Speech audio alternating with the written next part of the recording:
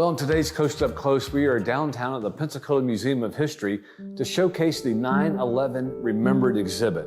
It's hard to believe it's been 20 years since that horrific terrorist attack that took nearly 3,000 lives on September 11th, 2001.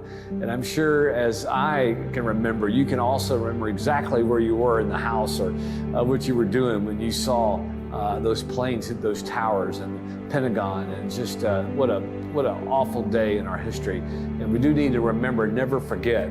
And that's what this exhibit is so important. It has some actual artifacts, an I-beam from the World Trade Center, helmets and gloves and badges. And so it's, we're going to have Jessica Craig, the museum curator, take us through a little tour and show you around what is here. But there's much more here at the Pensacola Museum of History. But also on today's show, we're going to highlight some God stories of rescue and amazing survival, very inspiring stories you don't want to miss. It's all ahead on the special 20th anniversary of 9/11 edition.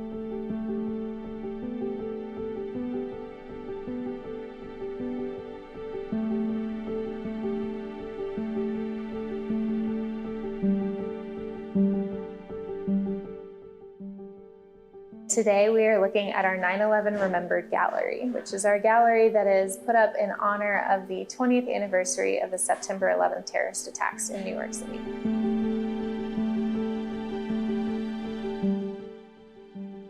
We have a couple of different artifacts that are on loan from the New York Museum, and they were fortunate enough to be able to loan us items geared towards the first responders that helped in the aftermath and the recovery efforts during 9/11. So the items we have on loan here, we have a helmet, we have some boots, as well as a pair of gloves that were worn by first responders that day. And then we have a local connection as well. This helmet over here is part of one of the staff members' families. She was very young when this happened, but her uncle was part of the U.S. Army Corps of Engineers, and he went up and helped with the recovery efforts, and he kept his helmet, so we have his helmet on display as well. And then to this side, we actually have a piece of the I-beam from one of the towers. This is on loan from the History Museum in Mobile, and it's a section that was donated to them from one of the salvage companies in the area that went up to help remove the debris from the site in the months afterwards. But hanging above it, we have our community collection project. These cards are hanging in the shape of two towers, and they are filled with memories from our visitors. Visitors can come in and they can write a memory, a prayer, a thought, anything they feel like sharing, and record it down here on this card and submit it to us, and we'll keep it and display it inside the gallery. Once this exhibit is closed, we'll keep these on hand and we'll actually archive them. So we'll have this community project for years to come so that we can help remember what it was like that day 20 years ago. We have a few other items. These two happen to come from the same person. They are related to William Feehan. He was the second highest ranking firefighter on site that day. And unfortunately, William Feehan did not make it out of the towers, but they were able to recover his badge and the license plate that was a part of his truck when he helped respond to the terrorist attacks. And the final thing we have in here is actually a 12-minute video that's playing on a loop, and it features different interviews from people that were there that day, some imagery, and it has our local connection as well. Some of the video is actually produced from NAS Pensacola. In their 2019 anniversary, they went and interviewed some of the first responders that are now stationed down here, and we have their memories as well.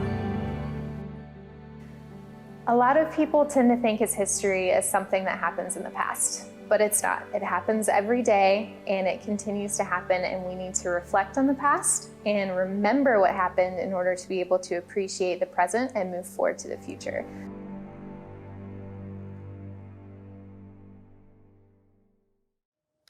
Thanks, Jesse Craig, for the tour of the 9/11 Remembered exhibit down here at the Pensacola Museum of History, operated by the UWF Historic Trust. An amazing place, lots of exhibits. Wonderful to bring the family, not just to here, but many of the sites around the Pensacola area are available to you. Well, listen, coming up next, we have some amazing God stories of survival, inspiring stories of rescue that you don't want to miss. It's all right now on this 9/11 remembered edition of Coast Up Close. Today, our fellow citizens, our way of life, our very freedom came under attack in a series of deliberate and deadly terrorist acts. The victims were... It's been 20 years since September 11th, 2001. I bet you remember where you were that day. The day the sky above New York turned from a bright, cloudless, perfect blue into black. Everybody remembers. New Yorkers, Americans. Even after 20 years, we all still remember the details of the story. And yet, there are parts we have never heard before. American 11, are you trying to call? The cockpit is not answering their phone. Our number 1 has been staffed, and our 5 has been staffed. Hey, I'm going to call from Washington. I am in a situation with American 11, a possible hijack. What's going on, Betty? The aircraft is erratic again. Problem, very erratic.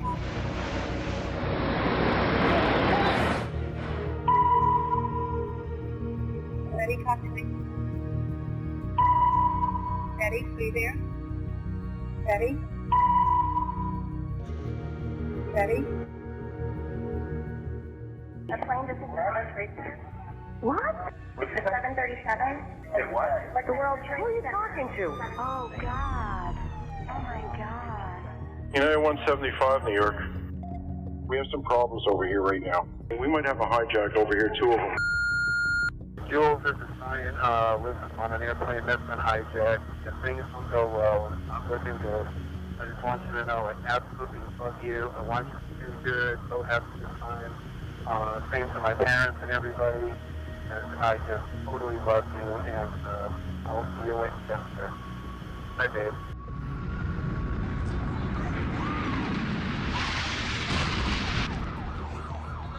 What are those people going to do? All the elevators are blocked out. Oh my God. So both towers are now. Okay, now I got an aircraft 6 miles east of the White House. Hello? Crystal City, just north of Crystal City. Just to the north of your town. Yeah, stop all departures. Pentagon just got hit. Don't say that.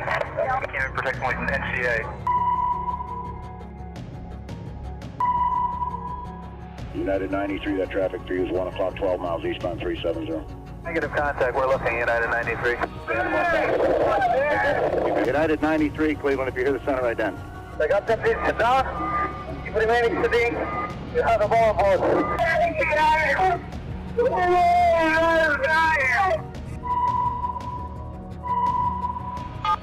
Tuesday, 9:47 a.m. Hi, baby. Baby, you have to listen to me carefully. I'm on a plane that's been hijacked. I'm on the plane. I'm calling from the plane. I want to tell you I love you. Please tell my children that I love them very much. And I'm so sorry, babe. I hope to be able to see your face again, baby. I love you. Bye. Number 56865. We have, I believe it is a Boeing 757. Can you see him up there, sir? That's confirmed. It looks like he's rocking his wings. Roger. He's rocking back and forth. Number 56865, I advise you stay away from that aircraft. Go north as fast as you can. United 93, have you got information on that yet? Yeah, he's down. He's down? Yes. When did he land? He did not land. Oh, he's down? Yes, Down? somewhere up northeast of Camp David. Honestly, I just want to let you know I love you, and I'm stuck in this building in New York. There's lots of smoke, and we just wanted you to know that I love you always. That's number 2 World Trade Center, right? Ladies and students in the traffic, we're not here to the side, but it's getting bad.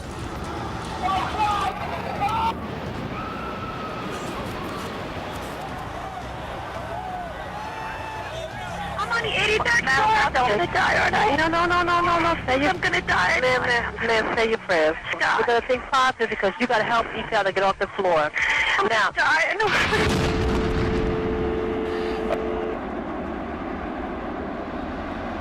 new type of war. That's what it is.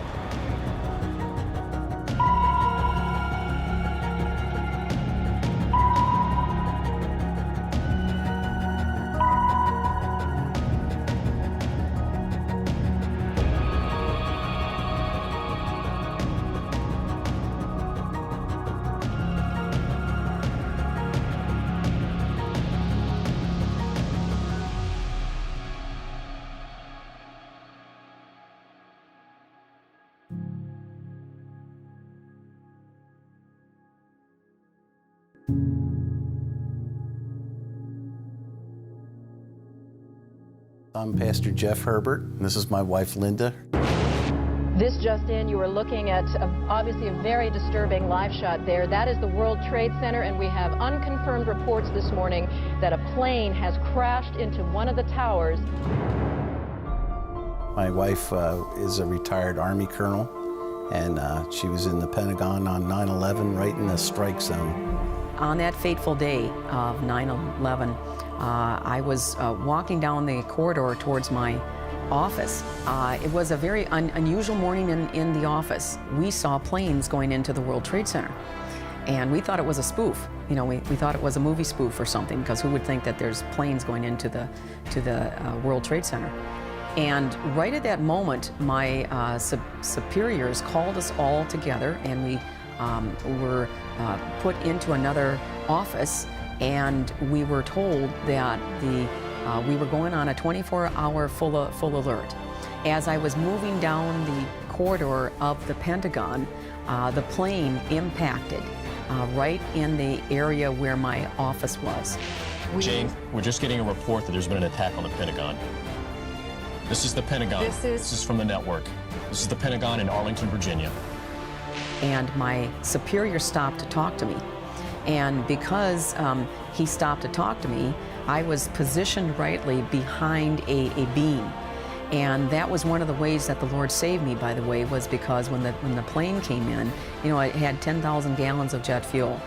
And all of that exploded. It was traumatic and it was instantaneous. And it was at that moment that someone yelled, "Get down," and we were all a bunch of military people, so we all hit the floor immediately. Here I am on the floor, if you can picture this, and I'm in tongues, audible tongues, because at this point, and I'm scared, everybody's scared, we don't know what's going on. And I even wondered in my mind, you know, is somebody attacking the Pentagon? Are there, because there was too many explosions for an earthquake. I mean, everything was exploding, the infrastructure. You know, things were popping all around and was explosions going off. And of course, you don't know which way to turn. You don't know what is happening. So the only thing you have to guide you is the Spirit.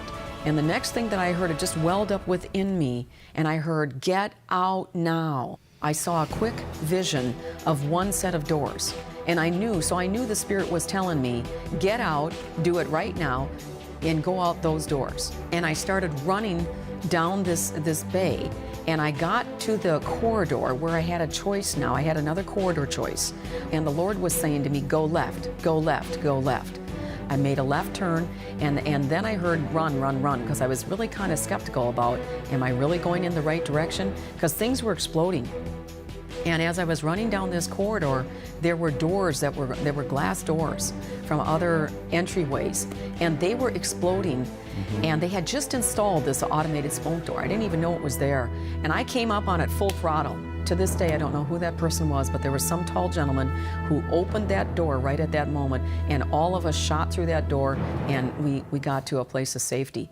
And when I was on the floor and I heard that "Get out now," I had a colleague that I was in eye contact with. He guesstimated it was about 17 seconds from the time I got up from the floor that I went to that other corridor where God said make a left turn. It was about 17 seconds within that time frame a fireball came through and scorched everybody in its path. That's a miracle. That's a miracle of God. People later came to me, they said, "Linda, when we saw you get off the floor, we knew that you were a preacher and a Jesus freak, and so we were going to follow you out the door." If I had not instantaneously obeyed God, I would have died. And so that's why it's so important, you know, that we hear the voice of God and we obey. And our message has always been hear and obey. Why, if God took the sovereign God of the universe, takes the time to tell you something, why would you not do it? And, you know, we've always been positive confessors. We've always been one to follow the teachings of Kenneth Copeland. He's been a mainstream in our life. And we are real big on having the Word on the inside of us. You've got to be able to pull that Word out right now. Right. And even, you know, when you're learning to hear God's voice, you need to know that those thoughts are lining up with the Word of God. And so but you got to have it within your spirit. Just guard your heart. Keep that word in your heart, because that's where faith comes from. Keep your heart and your mouth aligned with what God says, and you'll come through. Amen.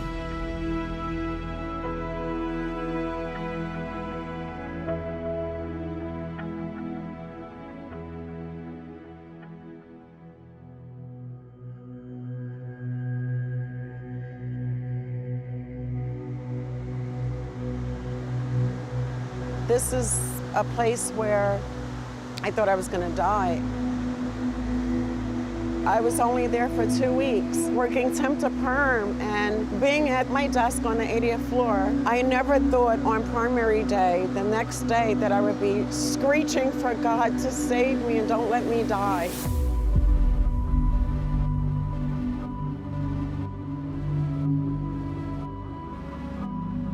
I felt the building shake, and then there was debris coming in. One of the fire wardens on the floor said, "Go in the conference room, everything is under control." All of a sudden, the windows crashed into the conference room, and that's when we realized, okay, it's something really wrong. Once we start going down the stairs, when we get to like the 30th floor, you start to feel, I think it's something that God puts in you. You know when something is wrong. Now I see firemen coming up. I'll never forget that, because they probably didn't make it out of there. You're not thinking in that situation, you just know is something wrong here. So we go down to the mall, which is underneath the whole complex. And now all of a sudden I felt rumbling. And then I felt an enormous amount of wind, like what you would think hell would be like. Debris is hitting me, I'm being thrown around. Now it's pitch black and I can't even see my hand in front of me.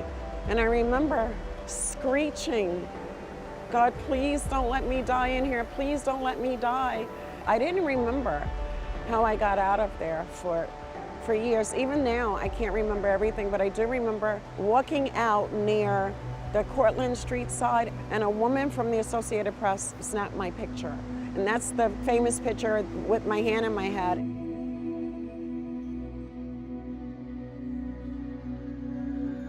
And now I'm walking, and now all of a sudden I hear rumbling again. I hear it under my feet. My building, which is now in the Freedom Tower, the one with the antenna, I could see that it's gonna collapse. And now I'm really running really fast. I kept falling. As quickly as it started, it stopped. I stayed in front of the TV, like for days. And I kept thinking, how did I get out of that building? Once I saw what happened, why did I not die? I met a young lady on September 11th of 2003. She literally kept speaking to me, saying, you know, you need God. I actually hired another woman. She sat right next to me and she would talk about God and she would tell me I need to read my Bible. I was searching for God. I was running into Catholic churches, you know, lighting candles because I knew I needed forgiveness. I didn't understand the gospel. I went to see The Passion of the Christ, the first showing in New York, anywhere. And when I walked out of there, I called my girlfriend Marilyn and said, I'm going to church with you. And that was Palm Sunday. I heard the biblical gospel that God is holy, we are not. We need forgiveness of our sins. Jesus Christ paid a debt we couldn't pay. He who knew no sin became sin for us, that we may become the righteousness of Christ in him. I started to read my Bible and it opened up in ways it never did because I had his spirit.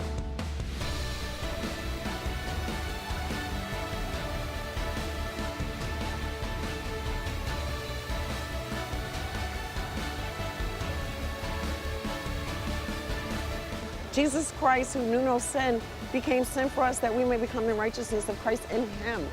I evangelize because I love my neighbor and I love the Lord, and I want to see sinners saved, partly because God saved me. How I learned about Living Waters, my church, we did Tuesday night with Way of the Master Season 1. We did the whole series.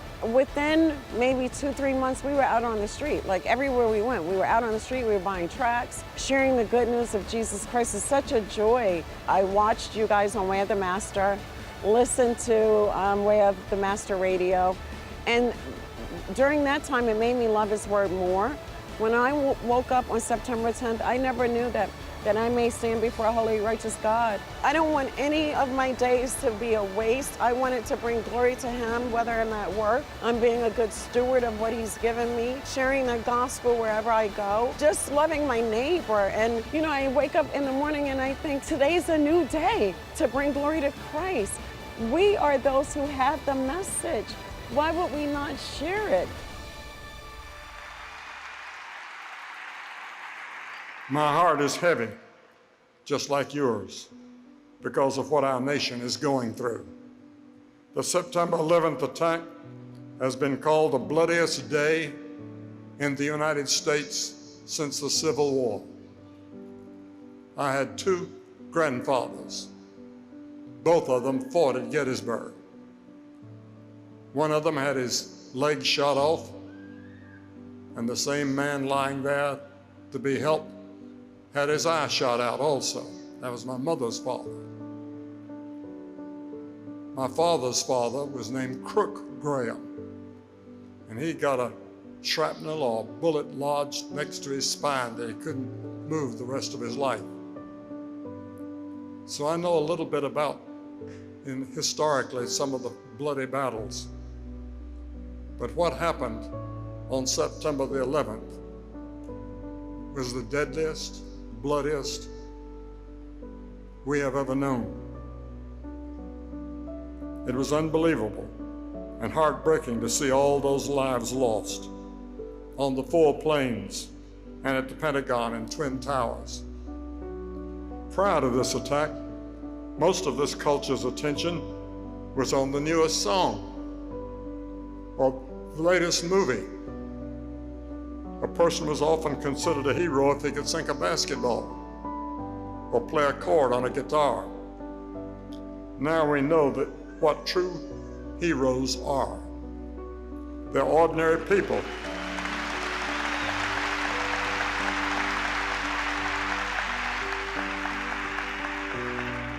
They're ordinary people just like you and me that have done extraordinary things. Who can forget the incredibly courageous action of the firefighters and the police rushing into the burning trade center while everyone else was rushing out?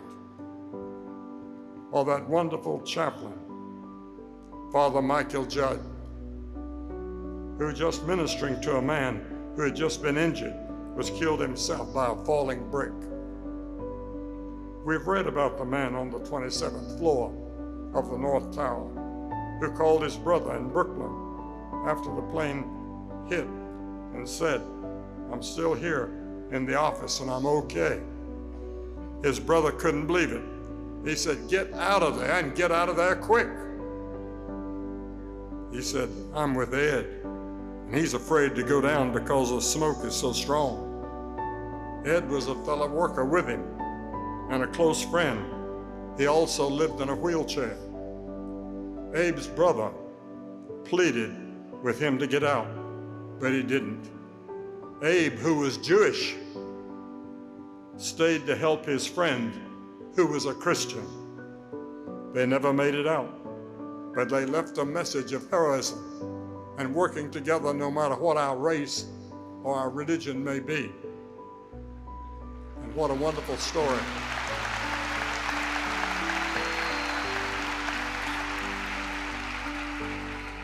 There's so many stories that we could tell. My wife and I cut a lot of them out of the papers that we had, both from England and other places. Heroes laid their lives down for total strangers. This reminds us of what Jesus did for us on the cross. When he picked up that wooden cross and carried it to Mount Calvary, there was no cheering crowds. As a matter of fact, they jeered him. They'd already spit on him and pulled his beard. They'd ripped his back open with a cat o' nine tails. Even after they nailed him to the cross, they still mocked him. Yet he went through it. Why? Because he loved you and me. And he loves us tonight.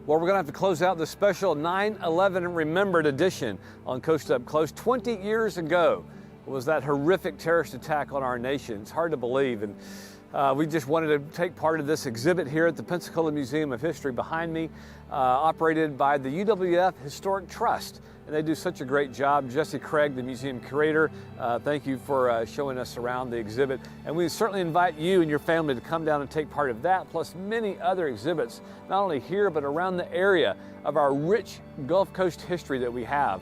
It's just amazing. Well, listen, I also want to just thank Ian Skelly, our producer, for putting together those amazing God stories of rescue and survival. Just incredible. And so, you know, in the midst of tragedy and disaster, we'll just turn to the Lord in those times. You know, He's there for us for rescue. And so that's what I've done in my life personally, from a tragic mountain climbing accident of all things, from a life of despair and despondency and anger, into a life fulfilled with His joy, love, and peace just exploding on the inside of me. And He's there for you no matter what situation you're going through as well. Well, listen, be blessed. We'll be back here having a good time in Him.